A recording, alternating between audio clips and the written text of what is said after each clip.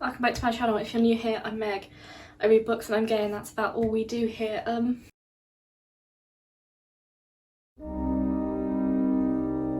If you found me through TikTok, so if you've come from my TikTok, hi, by the way, I love you, you're my best friend. You know that I'm kind of known, or I built a lot of my following based on how quickly I read. I read really fast, and I tend to make videos where I'll read a book in a day, or I'll do a 24-hour readathon. Occasionally, in those 24-hour readathons, I can read 4 or 5 novels, full-length novels in a day. A lot of people always ask me how. So I thought today I'd finally make a video telling you how. Although that's a bit of a false advertisement, to be perfectly honest. I can't tell you how to do it. I can't give you a load of tips on how to do it. It is something that just you have to build up, and you have to be able to naturally read quite fast. But yeah, so that leads me into the disclaimer. This is probably going to end up on like r/book circle jerk or something. I just want to say, I love that subreddit. Don't come for me because I love it. But this isn't something I do every day. I don't sit down every day and go, right, I'm gonna read 5 novels today. Just doesn't work like that.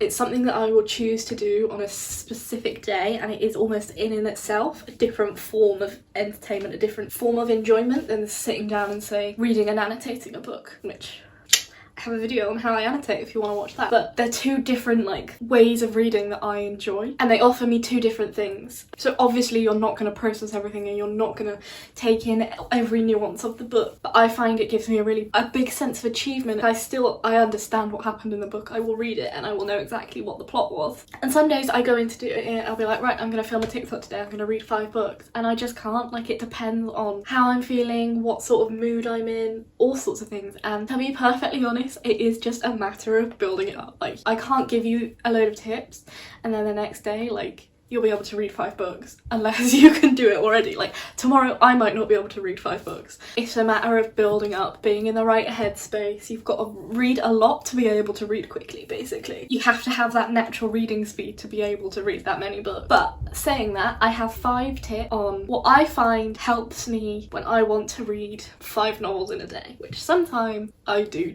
Okay, so tip number 1 is probably the most important one I find, and that is choosing the genre of your book. So when I do my big readathons, I hate calling them that, but I guess that's what they are, I tend to read contemporary romance, I read literary fiction, things along that sort of line. So something realistic, something set in the real world, fantasy as well, because sometimes that's what I'm in the mood for. So a lot of it depends on what you're in the mood for, but naturally it's a lot easier to take in information that's based in the world we already live in. So it's going to be easier to read a book like a thriller or a romance book quicker than a fantasy book. So often when I read them, say I'll do 4 books in a day, 3 of them will be romance and 1 will be fantasy, and the fantasy will take me a lot longer than the other 3, but I'll do it because I want to read a fantasy. I'm in the mood to read a fantasy, and I'd probably give up if I read another romance book. But the genre of the book is important because it is going to speed up what you read or slow you down. So something with a lot of information, there's a lot of world building, something like that is going to take you a lot longer to read because you've got to process it all, and you've got to understand that to be able to read on through the rest of the book and understand it. Tip number 2 is finding how you focus. So often concentration looks really different for everyone. So for example, I will always read or have something on in the background, because if I am left with silence,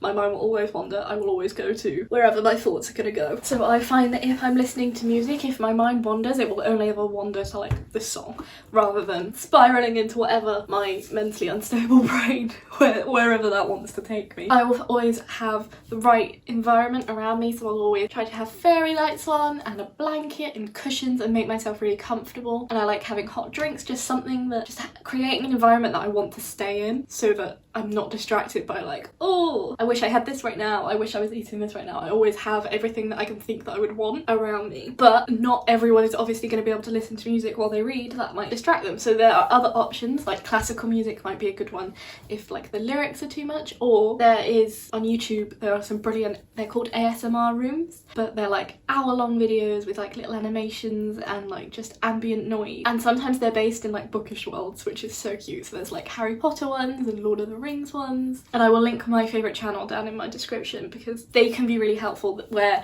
you're not just sat in silence, but also there's nothing that is really distracting about them. Another good way to like make sure that you're focusing is to read in bursts. So don't sit down and just read for an hour. For example, the Pomodoro technique, which is what I use when I'm studying. I don't use it when I'm reading because I tend to just get too invested, but you read So say you read for 25 minutes, 5-minute break, 25 minutes, 5-minute break, and then you give, after you've done 4 of those, you give yourself like an hour-long break or whatever, or a half an hour-long break. But just something that so you constantly are staying on task. But it is all down to how you focus. So how you focus on studying, or how you focus when you need to get something done. Just apply that to reading. So what you're doing is enjoyable, but you're doing it in a way that you are focusing a lot on it. That leads to tip number 3, because obviously you don't want to make it a chore. You don't want to make it something that you sit down and you're like, right, I'm gonna read 5 books today because it would make a banging TikTok. I know I'll get views for it because I've tried that and it doesn't work. You can't do it. So you have to do it because you enjoy it. You have to be enjoying the books you read. You have to be enjoying the books you read. You have to be enjoying what you're doing, because you just will not be able to get through a book if you don't want to. You can't do that anyway when you're reading like 10 pages a night. You have to be enjoying it. You have to be doing it because it's fun. It's a challenge that you want to try. For me, it's about, this is a fun challenge that I can challenge myself with to see how much I can read, because I love reading. You know, like I'm enjoying what I'm doing, even though it requires a lot of concentration and it requires focus. I've got to be enjoying it. Like I am still enjoying it. And that's, I think, why I find music, and sometimes I'll have like Formula 1 in the background, or gymnastics, or like the Olympics, just something that I enjoy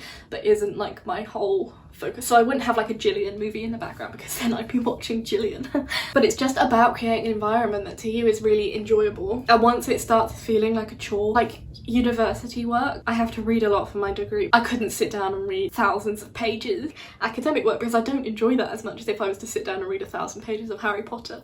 You know what I mean? So I think that's probably the most important tip, is you have to be enjoying it. And like how you enjoy reading is like reading 10 pages a night, then there's no need to change that. There's no need to like it could be a fun challenge to read, say if you could read a book in a day, but to do it because you feel like you have to, or you feel like you'd be a better reader if you did, there's no such thing as a better reader. Like anyone who reads probably for enjoyment, probably to gain something out of it, to feel like you're getting another insight into a different world. You're not going to get that if you're doing it, if you're just reading 5 books a day because that's what you feel like you have to do. Okay, so the last 2 tips are probably more functional, in that they actually relate to how to read a bit quicker. So as much as it is really a lot about experience and a lot about practice and building up your reading speed, there are some things you can do so that you're reading a lot faster. The first one is not subvocalizing. So basically when you read, instead of pronouncing every word in your head and almost reading it aloud in your head, you stop doing that. So you're not reading every word and taking all that time to read them. You're reading the word, so you're taking it in, but you're not like saying it out loud. So if I was to read a chapter aloud right now, it would take me a lot longer than if I was to sit there and just read it myself, because forming the words and like that takes a lot longer. Whereas if you're just reading it on your own, you see the word, you know what the word is, you don't have to say it out loud to be able to know what that word is. Does that make sense? That's how I'm trying to explain it. It's not really working. But basically, instead of reading it aloud to yourself in your head, you just read. Which some people can do, some people can't do. I sometimes do this. If it's a romance book that's really simple to get through, I can do this, whereas like sometimes I just speed up how I'm subvocalizing it in my head, which is a rubbish tip, because how are you supposed to do that? I don't know, my brain just does it. And that sort of leads on to the last tip, which is what I do when I'm struggling, when I need to speed up a little bit, and that is gliding your eyes across the page. So not in terms of really, I suppose it is a form of skim reading, whereas so like if you were to skim read, you'd read down the middle of a page, say for example. But like gliding your eyes over the page is basically how I do it, is I just keep my eyes moving, so I have constant eye movement across the page. So if I haven't quite understood something, I won't go back and reread it. I'll just keep reading and know that eventually it's gonna like fall into place, what I didn't quite understand. Constantly moving your eyes down the page, which sounds like really simple to do, but actually if you sit down and read how you normally read versus like you glide across the page, it is quite a difference, I find. So I tend to do this as I'm getting into like the middle of books, or towards the end where say the climax is coming. Like if I want to read really quickly to know what happens, because I'm an impatient little bitch, I do that quite a lot, even when I'm not like trying to read however many books in a day. I'll glide across the page, and even if I don't understand something, I know I get the overall picture and I have an overall understanding of what's going on, even if I don't know like exactly what the adjectives were that described a certain thing, if that makes sense. And those 2 tips you can do for anything. Like you can use them for academic reading, basically anything. You don't have to be enjoying what you're reading to speed your reading up by not subvocalizing them. And the focus one as well. Finding how you focus is another really important one. But overall, the one thing I can say is the more you read, the faster you'll read. A couple of years ago, I would never have been able to read 5 books in a day, but the more I read, the faster I got. And then it became a challenge for me. It became, how fast can I actually read then? And that made me want to do more. But yeah, yeah, it's just a matter of building up. Like if you were to do exercise, like you've got to build up your stamina before you can run a 10k, which believe me, I will never be able to run a 10k.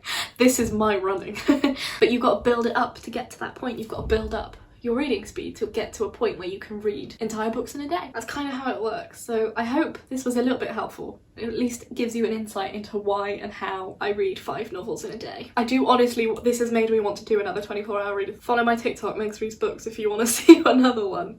Thank you guys so much for watching. Have any questions, or you think this is stupid, or you think it's really cool, just drop a little comment and I'll reply. And if you want to see more of me, maybe subscribe, and I will see you guys in the next video.